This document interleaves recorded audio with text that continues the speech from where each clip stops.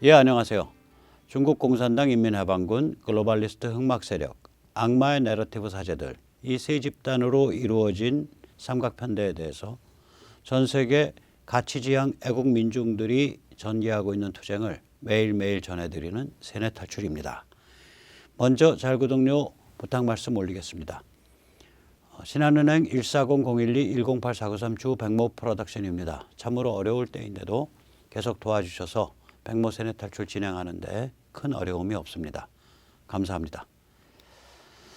먼저 지금 중국이 거의 이제 막가파 행태를 좀 보입니다. 지금 이 신강 유구르에 대해서 신경질적인 반응 보이는 거에 이어서 이번에는 이제 홍콩에 있는 에포크 타임스 신문사를 습격을 했어요, 깡패들이. 그래서 에포크 타임스 대변인은 그 배후가 중국 공산당으로 보인다 이렇게 말을 하고 있습니다. 미국 등 세계 여러 나라 정치인들이 중국을 맹비난하고 있습니다. 무시무시한 현장에서는 오한마라 그러죠. 오가 일본에서 온 말이죠. 크다 아마 이런 뜻일 겁니다. 이제 건설 현장에서 오한마, 그러니까 큰 망치 그걸 들고서 가서 막 두드려 보시네요. 한번 직접 보시겠습니다. Things are getting increasingly difficult for Hong Kong's independent media. Last night, the Epoch Times Hong Kong edition had their printing house smashed by hammer-wielding intruders. The four men barged into the printing plant and started destroying printing equipment. They also stole a computer. Now the news outlet has suspended printing due to the damage. 영역 깡패들이죠. 딱 노는 꼴 보면. 그래서 저 수십억 시간은 인쇄기 다 두드려 부시고 난리가 아닙니다.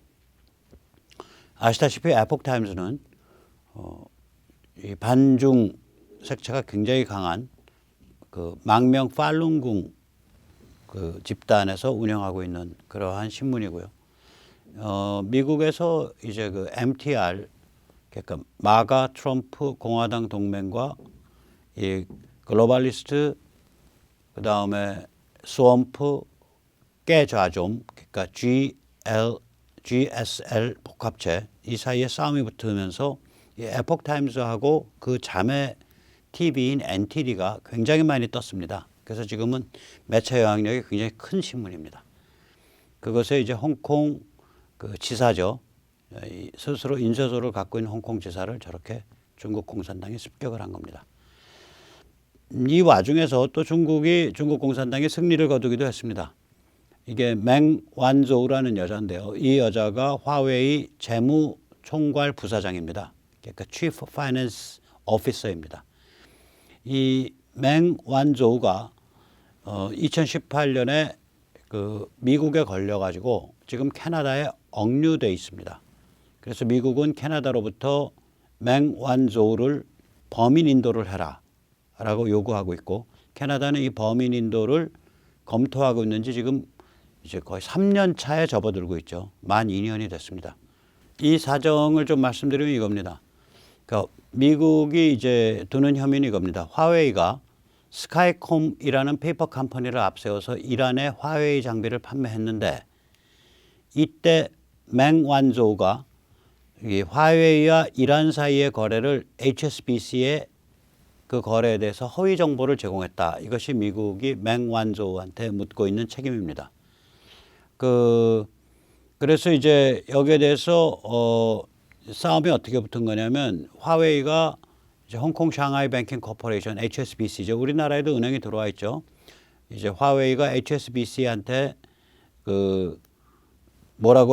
HSBC에게 뭐라고 요구를 했냐면 이 맹완조우에게 유리하게 작용할 수도 있는 자료를 내놔라라고 요구를 했어요.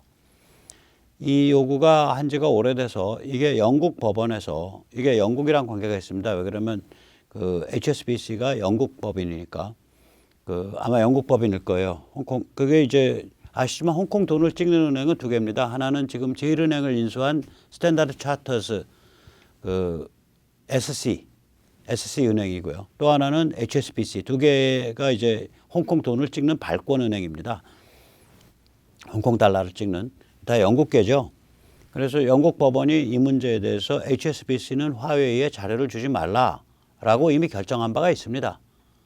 그럼에도 불구하고 이거를 다시 중국 공산당 측이, 즉 화웨이 측이 홍콩 법원에 끌고 가서 홍콩 법원 분위기 보니까 살벌하니까 결국은 HSBC가 굴복을 해서 엊그저께 홍콩 샹하이 뱅킹 코퍼레이션 HSBC와 화웨이 사이에서 합의를 했습니다. 그래서 그 자료를 제공하기로 했습니다.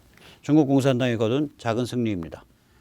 그러나 이 과정을 보면 하나하나 보면은 중국 공산당이 지금 세계 무대에서 어떤 식으로 싸움을 하고 다니며 어떤 식으로 거의 그 발악적으로 행동하고 있는지 잘 보입니다.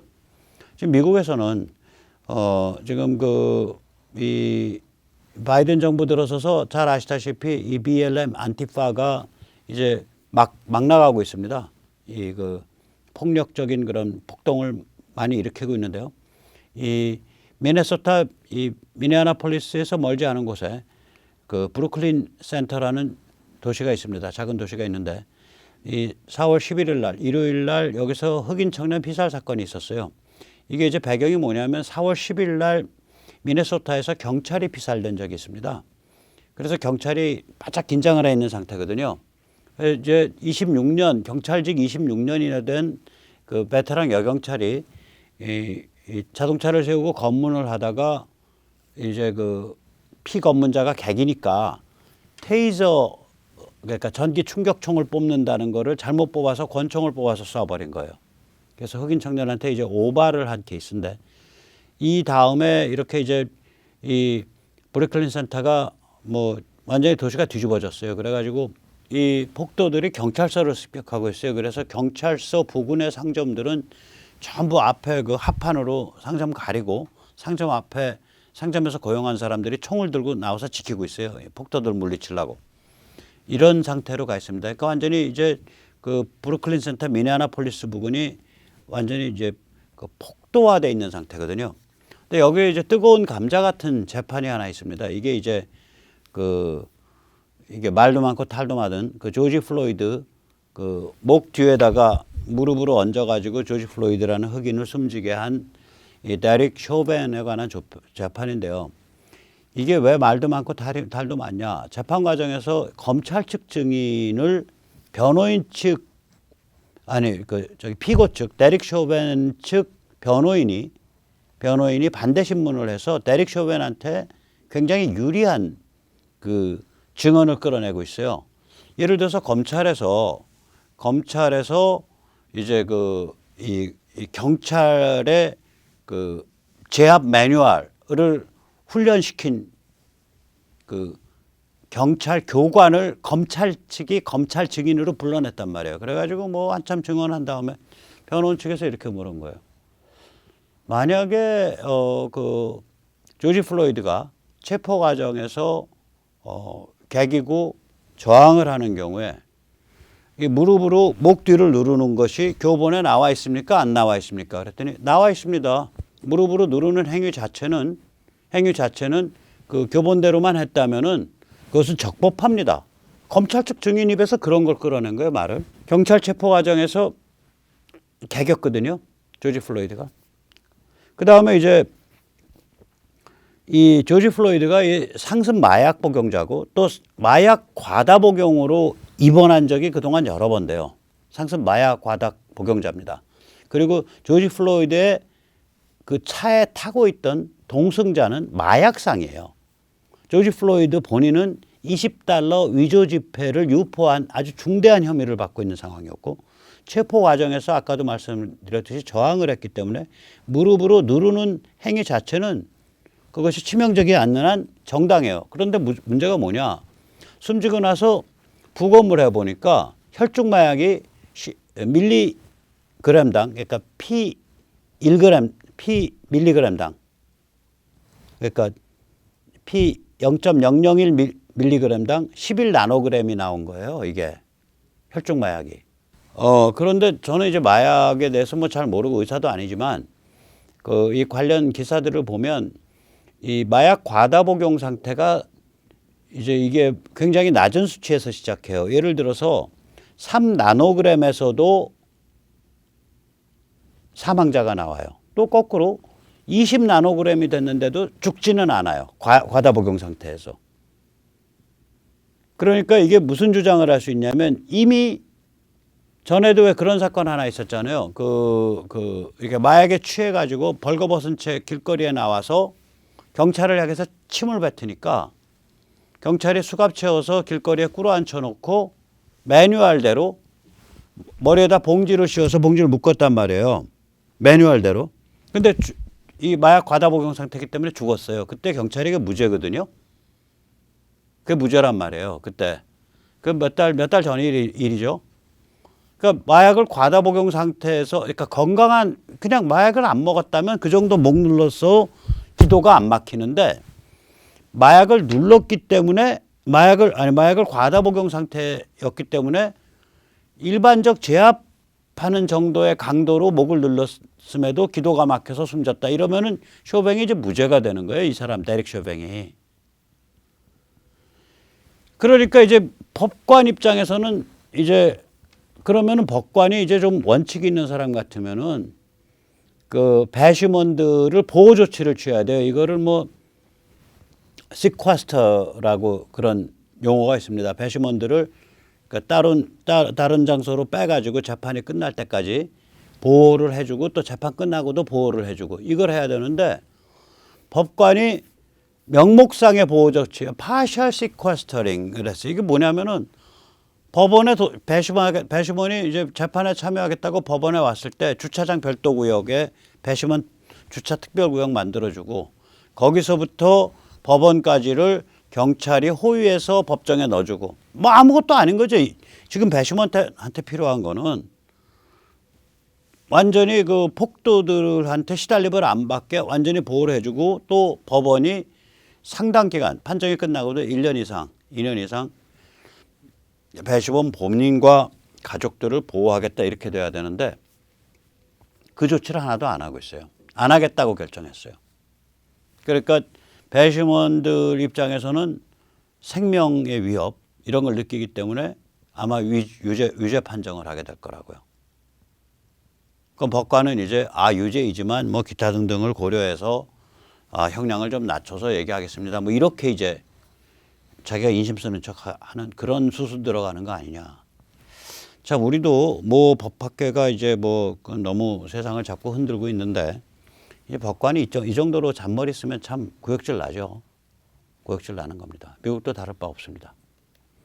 이 와중에서 이제 BLM, Black Lives Matter로 이제 크게 판을 벌였으니까 그래서 막 전국적으로 막 수천만 달러, 수억 달러가 성금이 쏟아졌으니까 BLM 지도자가 논하는 장사를 한 거죠. 우리 윤미향 씨 같은 경우는 뭐 아무것도 아닙니다. 거기에 비하면.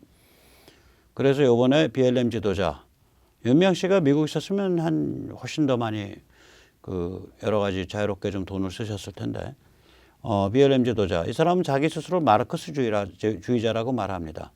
20억짜리 호화 주택을 LA 근교 부촌에 구입을 했습니다. 최근에. 자, 이거를 이제 그 제이슨 휘틀락이라는 사람이 트위터리안이 이거를 이제 그 트윗을 올리니까 제재를 받았어요. 트위터에서. 제재 이유가 뭐냐? 개인정보 보호를 어겼습니다. 이 흑인 왼쪽에 이제 그 흑인 그 BLM 지도자인데 여성이에요. 이 사람이 20억짜리 집을 산 것에 대해서 20억짜리 집을 산 것에 대해서 이게 공적 인물 아니에요. 공적 인물이 이 사람 뭐 소득이 뭐가 있었겠어요. 결국 BLM 단체에서 특별 보너스를 받았을 거예요. 탈세는 아니겠죠. 단체에서 근데 이제 특별 보너스 그럼 세전은 20억짜리 살려면 세전은 한 50억 받았다는 얘기 아니에요. 그래서 이제 그 세금 한 50% 내니까 쟤들 40-50% 내니까 세금 25억 내고 그다음에 5억은 살림살이 비용으로 뚱쳐놓고 그다음에 집은 20억 사고 뭐 이 정도 됐겠죠. 최소가. 거의 그렇게 하면 이제 이사회 결의에서 특별 보너스 받았으면 저거는 오케이란 말이에요. 횡령은 아니지만 이사회가 또 우리로 치면 이제 배임을 걸 수가 있겠죠. 근데 어쨌거나 이게 공적 인물이 저런 사회운동에서 그 사회운동에서 나온 돈을 가지고 집을 산 건데 이것을 가지고 그렇다고 추정될 수 있는 일이기 때문에 이게 그 국민의 알 권리에 속하는 건데 트위터가 지가 나서서 교통경찰 하는 거예요. 지금 미국 이 정도까지 이제 그 GSL 복합체, 글로벌리스트 스왑프 깨져전 복합체가 이 정도까지 망가져 있습니다. CNN 뭐 다를까요? CNN 위선 아주 기막힙니다. CNN은 이제 어느 정도 위선이냐. 이게 참 기분 나쁜 케이스였는데 이게 얼마 전에 있었던 일이죠. 이 화면에 보시는 이 서체를 보세요. 카라테, 완톤은 이제 만두죠. 그다음에 차오펀, 이거 다 the end of chop suey fonts. 이게 뭐냐면 이게 이 서체가 chop suey 폰트예요. 이게 이제 이 서체가 아마 옛날 등사할 때 나온 거예요. 등사지에 등사지에 이렇게 쓰면 이게 그 등사지가 찢어지니까 이런 식으로 이제 이렇게 띄엄띄엄 그 등사 원지가 연결될 수 있게 실크 스크린 할 때 이런 식의 글씨체를 쓰죠. 이런 글씨체를 찹스왑 서체라고 부르는데 이거를 이제 주로 중국집이라든지 동양계 그 가게에서 많이 써왔어요. 이 글씨체를. 그러니까 이 CNN이 자기들 잘났다 이거지. 찹스왑 서체 쓰지 마세요. 그거는 이 동양인들이 스스로를 어떤 그 작은 그 범위 울타리 속에 스테레오타입, 그러니까 사람들의 고정관념 속에 가두는 겁니다. 그런 거 쓰지 마십시오 하고 훈장질을 했다고요. CNN이. 그거 참 동양 쪽 그거 자기가 잘 알아주는 척 그 사정을 동양계가 스스로 못난 척하고 예를 들면 그 옛날 하와이 혹은 그 캘리포니아에서 일하는 그 중국인 동양계 노동자들이 그 약간 좀 바보스러운 식으로 영어를 발음을 하는 버릇이 있거든요. 이제 그 마찰 안 일으키려고 저는 좀 약간 못났어요. 그러니까 푸드도 푸디. 푸드라는 발음을 못할 리가 없는데 푸디라고 한다고요. 그게 옛날 그쪽 이제 쿨리들 발음이 뭐 한국 사람들은 뭐 푸디까지는 안 가더라도 푸드 그러겠죠. 영어로는 푸드 하는데 이제 미국 사람들은 원래 네이티브는 그러나 한국 사람들은 뭐 그걸 특별히 못난 척 하려고 그런 발음을 하는 게 아니라 이제 모든 자음은 모음으로 끝나야 되니까 이제 이 자음 종성 아래다가 이제 발음을 넣죠. 한국 사람들은. 그런데 이제 중국인들은 그 당시 중국인들은 이 좀 바보스럽게 이 발음을 넣어서 푸디 뭐 이런 식으로 다 발음을 했었어요. 즉 다시 말해서 CNN의 훈장질은 이제 너희들 못난 척하면서 참 없는 척하고 못난 척하는 그런 수구려서 그렇게 숨죽여 살지 마. 기운내 이게 그 얘기입니다. 찹스왑 서체 쓰지 마세요. 이런 자들이 이번에 한국계 선수들한테 폭행을 저질렀습니다. 신문에 났는지 모르겠는데 뭐냐면 마스터스 골프 대회 때 김시우 선수의 기사에 대해서 임성재 선수 기사를 썼어요. 여기 이제 이건데 김시우 선수가 저는 뭐 제가 직접 저는 골프 잘 모르고 김시우 선수 누군지 임성재 선수 누군지 사실 모릅니다. 근데 기사대로 했으니까 이게 기사 내용으로 보면 이게 아마 임성재 선수 사진일 겁니다. 김시우 선수가 아마 마스터스 골프 대회 때 그 퍼터가 중간에 부러져서 아마 이 퍼터가 이 골프백에 없는 거를 다시 이렇게 골프채를 못 받아오는 모양이에요. 그러니까 이제 골프백에 있는 것 중에 퍼터랑 가장 유사한 거. 그래서 우드를 써서 마지막 퍼팅을 했던 사건이 있나 봐요. 그러면 이제 이게 김시우 선수 얘기니까 CNN이 당연히 김시우 선수 사진을 써야 되는데 이때 임성재 선수 사진을 썼다고요. 근데 이게 왜 모욕적이냐면 이 동양인에 대한 노출이 없었을 때 옛날에 그 미국인들이 동양인을 별로 많이 못 겪어봤을 때 그 사람들이 보면 동양인 얼굴이 다 똑같이 보여요. 얼굴 노리끼리 하고 눈 이렇게 쪽 찢어졌고 슬릿 아이즈라고 불렀거든요. 저 같은 경우도 제가 미국에 잠깐 있었을 때 80년대 중반에 싸움이 날 뻔한 게 저보고 차이나맨이라고 부르더라고요. 그래서 I'm not Chinese. 정색을 하고 I'm not Chinese. 나 중국 사람 아니야.